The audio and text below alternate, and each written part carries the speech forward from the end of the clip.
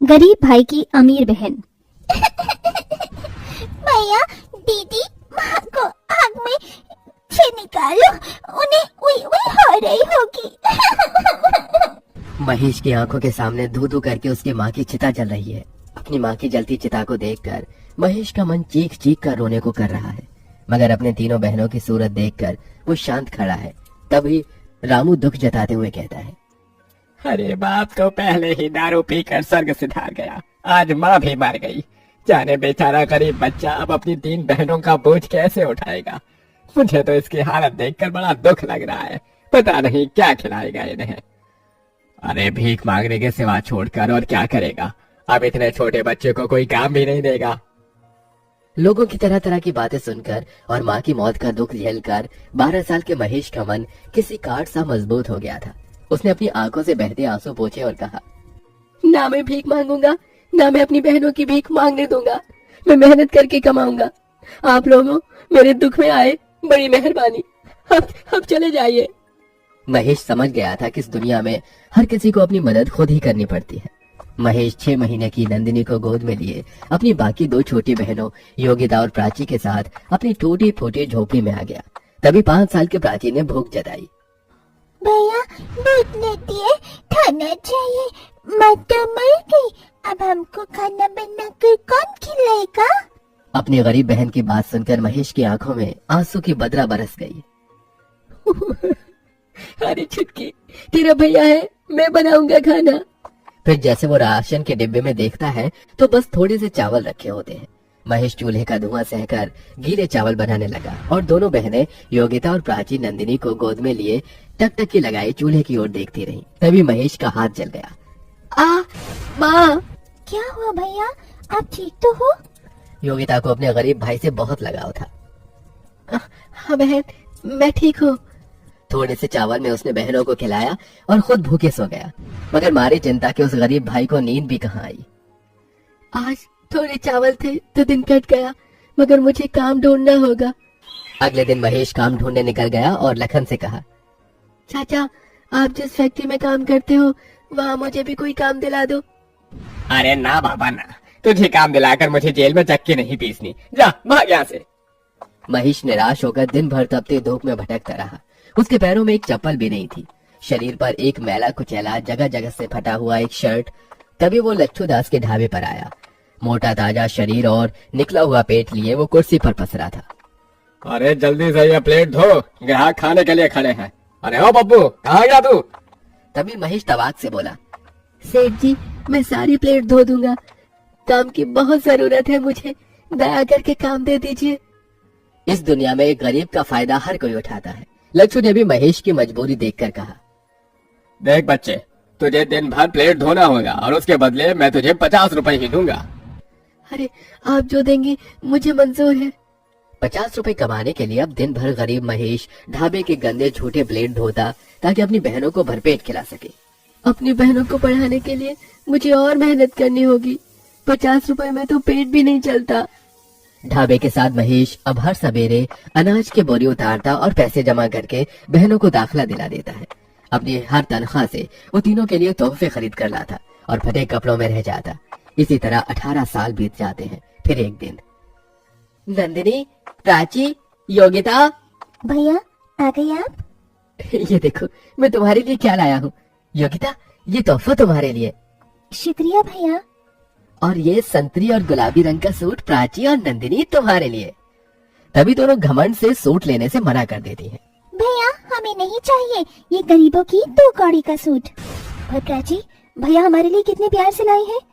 योगिता दीदी अगर तुम्हें इतना ही पसंद है तो तुम रख लो ये घटिया सूट। और भैया अब आपकी बहनें बच्ची नहीं रही, बड़े हो गई हैं, हमें कुछ ढंग का ला कर दिया कीजिए। ये ठेली फेरी वाले कपड़े हम नहीं पहनेंगे। यू नो व्हाट भैया, हमारी सहेली इतने अमीर घर से आती हैं, एक एक कपड़े लाखों के पहनती हैं। और तो और किसी की डैडी बिजनेसमैन है, किसी की सरकारी नौकरी में, और हमारा भाई आज भी ढाबे पर बर्तन मांजता है। हमें खुद में सोचकर इतनी शर्म आती है। अरे क्या जिंदगी भर औरों की गुलामी करते रहोगे? नंदिनी की इस तरह की बात से उस गरीब भाई के दिल को बहुत ठेस पहुंचती है और बहनों की खुशी की खातिर वो ढाबे का काम छोड़कर अब एक कॉलेज के बाहर समोसे बेचने लगता है। समोसे ले लो, समोसे, खस्ता समोसे। बस भगवान, शुरुआत तो कर दी है, कृपा करना काम जम जाए तो फिर बहनों की शादी भी करनी है। तभी कॉलेज से निकलते ही नंदिनी और प्राची अपने भाई को देखकर तिलमिला जाती हैं और घर आकर महेश को सुनाती हैं। भैया, पूरी दुनिया में आपको हमारा ही कॉलेज मिला था समोसे बेचने को। प्राची दीदी, इन्होंने तो कसम खा रखी है हमारी इज्जत मिट्टी में मिलाने की। ये सुनकर महेश रो पड़ा। प्राची, नंदिनी, अपने गरीब भाई को माफ कर दो, मुझसे भूल हो गई। महेश की तीनों बहनों के स्वभाव में बड़ा अंतर था। योगिता महेश के दुख दर्द को समझती थी, जबकि नंदिनी और प्राची घमंडी बर्ताव रखती थी। कुछ दिन बाद महेश ने योगिता की शादी एक गृहस्थ परिवार में कर दी। देख माँ, आज इस गरीब भाई ने एक बहन का घर बसा दिया।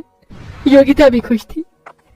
वहीं प्राची और नंदिनी ने कहा, भैया, आपको हमारे लिए रिश्ता देखने की कोई जरूरत नहीं, क्योंकि हमने अपना जीवन साथी चुन लिया है। पर लड़का कौन है, क्या करता है? चिंता मत कीजिए भैया, वो योगिता दीदी के पति की तरह चपरासी नहीं जिसे आपने पसंद किया था। देखिए भैया, सारी जिंदगी तो इस गरीबी के सिवा आपने हमें कुछ दिया नहीं। कम से कम हमारी शादी ढंग से करना, क्योंकि हमारे होने वाले ससुराल वाले बहुत इज्जतदार हैं और आपकी तरह गरीब नहीं। जैसे तैसे कर्ज लेकर महेश दोनों बहनों की शादी बड़ी धूमधाम से कर देता है। दोनों अपने आलीशान ससुराल में खुशहाल तरीके से रहने लगती हैं, मगर महेश बड़े कर्ज में आ जाता है, जिसके चलते वो दिन रात काम करता है। एक दिन दोनों अमर बहनें 5 स्टार होटल में अपनी सहेलियों के साथ आती हैं। OMG गाइस, शादी के बाद तुम दोनों की तो बात ही बदल गई है। यार, बड़ी भूख लगी है, जल्दी से ऑर्डर दे दो। वेटर। जी मैडम। फिर जैसे ही दोनों अमीर बहनें गरीब भाई को वेटर के भेष में देखती हैं, तभी नीता कहती है, हे नंदिनी, इस वेटर की शक्ल तो तुम्हारे भाई से मिलती है। नो नीता, हमारा कभी कोई भाई नहीं था। ये सुनकर महेश का दिल ढहक ढहक कर रो देता है। मेरी गरीब हैसियत की वजह से आज मेरी अमीर बहनों ने मुझे भुला दिया। इस दुनिया में दौलत के आगे रिश्ते का कोई मोल नहीं है। कुछ देर बाद, अरे वेटर, चल यहाँ। जी। तभी प्राची अमीरी की ऐड से अपने पर्स से पैसे निकालकर महेश के हाथ में थमाती है। ये लो, टिप समझ कर रख लो।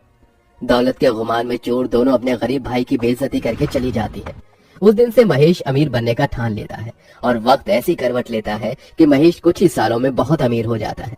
और वहीं उसकी दोनों बहनें बुरे हालातों में पहुंच जाती हैं और दोनों आंखों में आंसू लिए हुए मदद मांगती हुई आती हैं। भैया, क्या बात है, मेरी अमीर बहनों को इस गरीब भाई की याद कैसे आ गई? हमारे पतियों का बिजनेस में बहुत बड़ा घाटा हुआ है। घर द्वार सब कुछ बिक गया। आपने जो काम शुरू किया है उसके लिए आपको 2 लोगों की जरूरत है। अगर वो नौकरी आप हमारे पतियों को दे दे तो बहुत मेहरबानी होगी। मेरे साथ काम करने से अगर तुम्हारे पतियों की इज्जत नहीं जाती तो उन्हें भेज देना। अपने गरीब भाई का दया भरा मन देखकर दोनों का घमंड टूट जाता है और उनकी भटक भी खुल जाती है। दोनों अपने किए की माफी मांगती हैं। भैया, हम दोनों से भूल हो गई। जिस भाई के पाँव धोकर पीना था उसे पूजना था। हमने अपने उसी माता पिता समान भाई को उसकी गरीब हालातों में कोसा, मगर आज आपने हमारे लिए इतना किया। थैंक यू भैया। दोनों के आंसू देखकर आखिर बीती बातों को भूलकर महेश अपनी दोनों बहनों को गले लगा लेता है और धीरे धीरे स्थितियां ठीक हो जाती हैं।